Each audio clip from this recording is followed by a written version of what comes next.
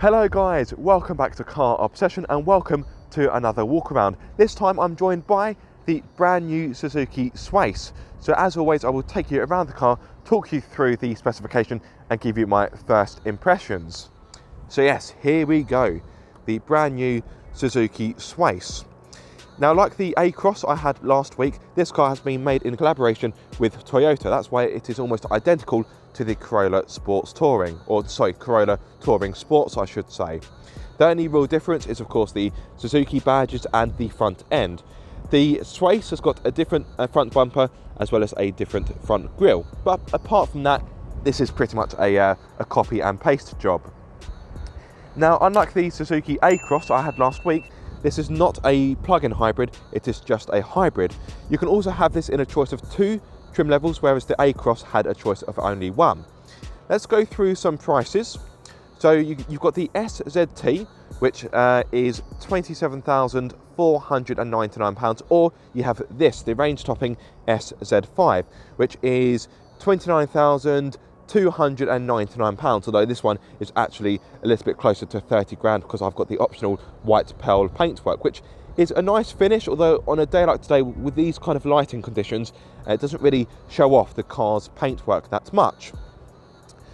So what do we have in regard to features? So I've got LED lights, I've got 16-inch alloys. Some of you may be surprised that they aren't bigger, but I actually don't mind that because this is actually quite a comfortable car, so no issues there. I've got keyless entry, rear privacy glass, I've got roof rails. If I take you inside the car, I'll talk you through the goodies there. Also, I can get out of this wind. If there is any wind interference on the microphone, I do apologise. It's quite breezy on the south coast of England today. So yes, let me show you the interior. So you've got seats which actually they've got quite a thick bolstering on them. I wouldn't say they're quite sport seats, but they do have a sporty element to them. So you've got an electronic lumbar adjustment, which is quite handy. The front seats are also heated, as is the steering wheel, which is really handy for days like today. Let me hit the power button down here. Hit it again. So the dials are, the instrument cluster is quite similar to the A-Cross I had last week, only some of the analog dials are a little bit different. You've got the digital display in the middle there, and as you can see, yes, you've got the analog dials either side, so you've got your rev counter and also your fuel and your temperature. Well, coolant temperature, I should say, engine temperature. So as standard, I also have an 8-inch touchscreen, which has DAB radio, Bluetooth, smartphone connectivity, but no navigation, even though, like the A-Cross, there is a button marked map. So if I hit it, navigation is not available on your system. Now, some would say, well, Aaron, you've got smartphone connectivity, so you've got Android Auto or Apple CarPlay, therefore you don't really need sat-nav. And yes, you are kind of correct, but there are still some people out there who don't own a smartphone. Think of the older generation, and I think there will be some people who will want sat-nav in this system. Now, for what it's worth, compared to the Corolla actually has a better choice of trim levels. I think it has around 5 or 6, if I'm not mistaken, whereas in the Swace, you only get 2. But let me close the door because I'm slowly freezing to death here. Oh, my hands are becoming claws. The inside is quite a nice place to be. It's not overly exciting, but you've got gloss black plastics, which look nice. It looks quite classy, but of course it will attract fingerprints and dust. You've got this nice leatherette styling on the dash. I like that. Yeah, the inside is pretty functional. Now, this is not a Suzuki interior. Everything you see here, it is all Toyota. So you do have some funny quirks like I did have in the A-Cross. For example, the button for the heated steering wheel is down here by my right knee. Really, I think it should be down here, where you've got the buttons for the heated front seats. Oh, by the way, I've got to mention there's wireless phone charging in this car, which is weird because you don't get that in the A-Cross, even though the A-Cross is almost 20 grand more expensive. I do find that a bit weird. Of course, I know you're paying for the plug-in hybrid system, but anyway, I digress. I've also got park assist, which again, you don't get that on the A-Cross if I'm not mistaken. But yes, the button for the heated steering wheel is down here. I do think it is a bit of a silly place to put it, but that's merely my opinion. We've also got the button for the traction control, heated front screen, parking assist, high beam, and sorry, auto high beam, I should say, and to adjust the level of the headlights. Speaking of the headlights, as I mentioned, they're LED and they're automatic as well. I've also got automatic wipers. I've got adaptive cruise control, speed limiter. What else have I got? I've got front and rear parking sensors, a reversing camera. So if I put the car into reverse, there we go. So I know that beeping's really annoying. There we go. It's only because the car isn't actually on. So that's why it's complaining at me. So I moved the car. Well, I took it out of park basically.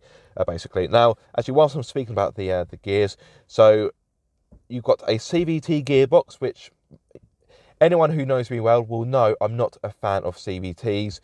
This one is average at best. You get that typical rubber band effect. As you can see, you've got a B driving mode down here.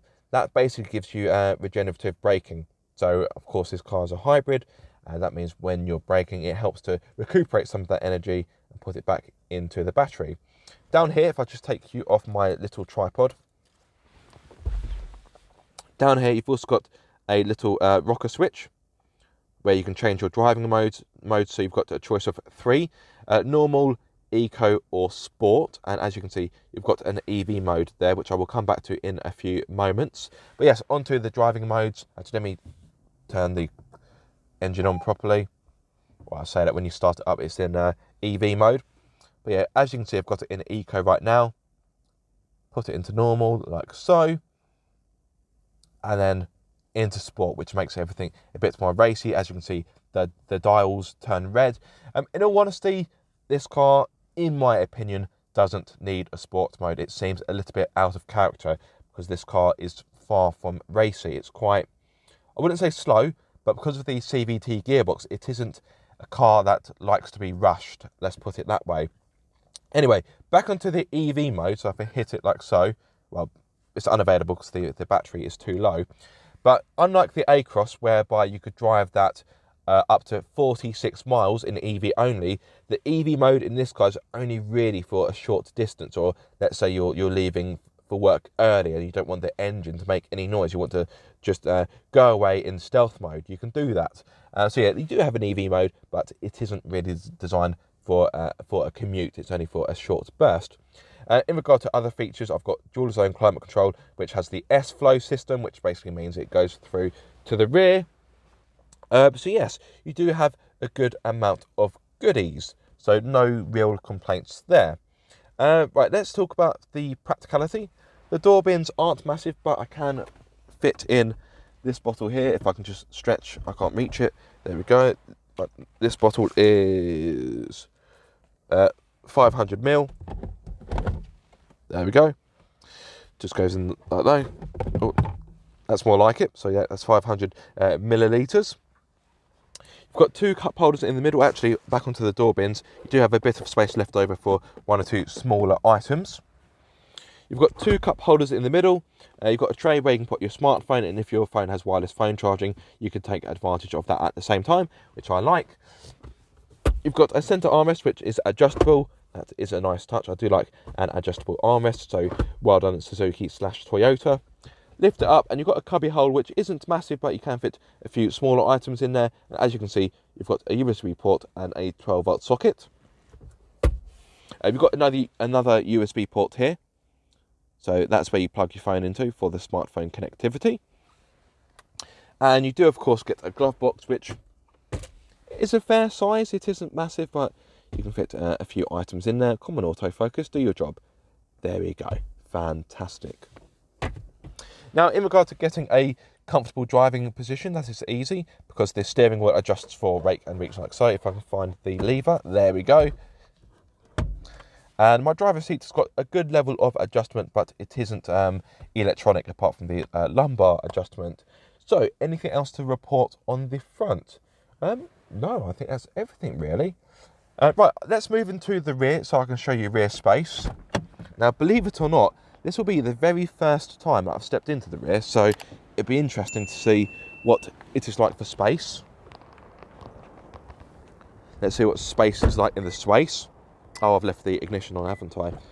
Now, I have tried to Google what the name Swace means, or why Suzuki have chosen it, and in all honesty, I haven't found anything definitive. I don't know why they've called it the Swace. I think it is a silly name. It's kind of meaningless, but that's merely my opinion. Right, let me step in like so. As always, the driver's seat has been set for me. I'm 6'2", so I am, of course, a taller chap. The space back here, yeah, it's pretty respectable. Knee room is okay. I've got no complaints there. Leg room is pretty good as well. Although I can't really fit my feet underneath the driver's seat, but in all honesty, I have got it set to its lowest, so that is probably why. If I bring you around here, you can see the leg room, pretty respectable. I've got no issues there. What about headroom? Headroom is okay. I've just about got enough space. Yes, I know my hair probably adds 2 inches onto my height, so I'm probably more like 6'4" at the moment. But if I were to sit upright, my hair is just slightly rubbing on the roof lining. So if you are someone who's 6'4" or maybe taller, you may find the back of the Swace a little bit tight. Could you fit 3 adults in here? No, I think it would be a little bit tight in my opinion. But of course, for 2 adults or perhaps 3 children, it'd be fine. And of course, if I bring you guys down here, you'll see you've got ISOFIX points. So if you're more concerned about carrying children, in regard to practicality, it's okay back here. It's nothing amazing. It would be nice to have some USB ports down here, or some charging ports, or some extra bit of storage, but I don't have anything. As you can see, you've got the vents for the S-flow system though. The door bins you can fit a bottle into, and that's pretty much about it. You don't get a map pocket in the back of the driver's seat, but you do get one in the back of the front passenger seat. Got a hook where you can hang up an item of clothing. And last but not least, you do have a centre armrest for added comfort. And of course, you've got 2 cup holders in there as well. Lovely stuff. Right, let's move on to the boot. Right. Back into the wind. That's my clip-on microphone just disconnected? No. So something pulled on the wire and I thought it disconnected. So you don't get any fancy electronic opening tailgate. You have to do it by hand, which, let's face it, is no real hardship. I would say the tailgate feels maybe a tad heavy, but that could just be me being a weakling. Now, as always, the boot is filled with my filming crap, but I will, of course, cut to a clip where the boot is empty. But the boot is pretty generous. Not the biggest boot you'll find in an estate of this kind of price range, but it is definitely agreeable. So you get 596 litres to play with, which, like I say, is pretty ample. But if you want more space, you can, of course, fold down the 60/40 rear seats to give you 1,606 litres. Also, you've got these levers here, so that makes life easy. So there we go. And in a jiffy, the rear seats are down. But do they fold flat? Yeah, they do fold pretty flat. So yes, if you want to do a big dump run, or you want to go to your local hardware store like B&Q and get some wood or whatever, then you've got plenty of space to play about with. The load lip is low, and there's no lip either. So yes, loading bigger, heavier items or perhaps dogs should be easy. You've also got a hook either side where you can hang up some shopping. And oh yes, just spotted that. Down here, you've also got a 12-volt socket. There we are. Also, I almost forgot to mention, on the flip side of this, you have a more durable kind of rubber surface. So if you wanted to put dirtier items in here, or perhaps damp items, you can do so. And let me get the rear seats back up.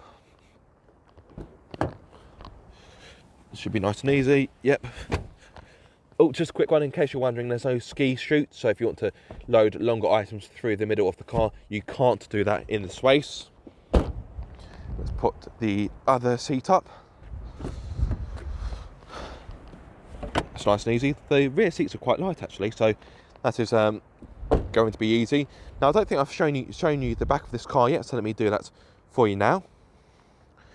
Yeah, not really too much to differentiate from the Corolla Touring Sports, just some different Suzuki badges, of course. Now, let me talk you through the powertrain. Oh man, it's cold today. It is cold, right? Lift up the bonnet. Yeah. Right, let me just pop the bonnet up. At least you're getting a good shot of the engine.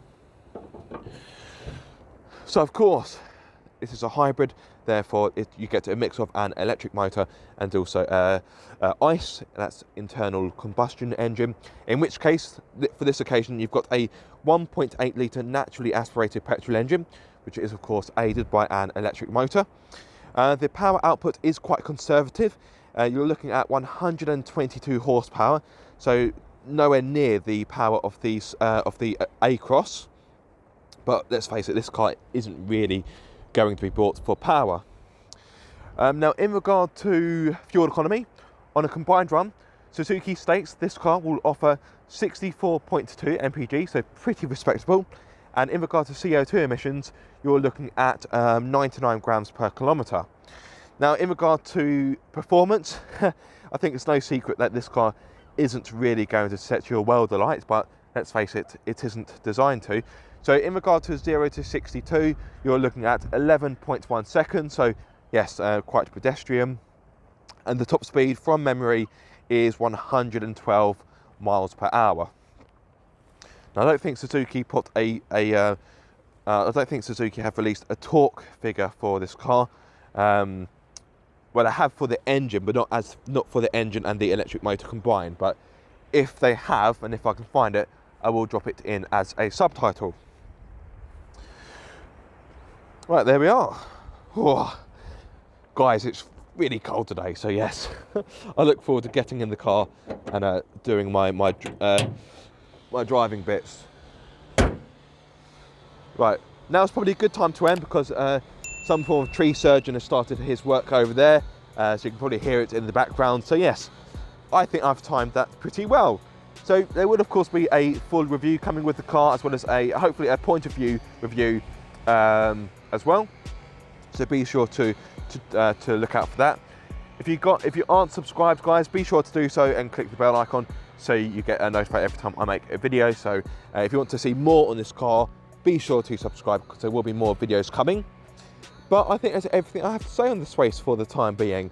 Now, if there's something I haven't covered in this video or something you would like to know, then please do get in touch. Drop a question in the comment section below and I will answer as quickly as I can. But there we go.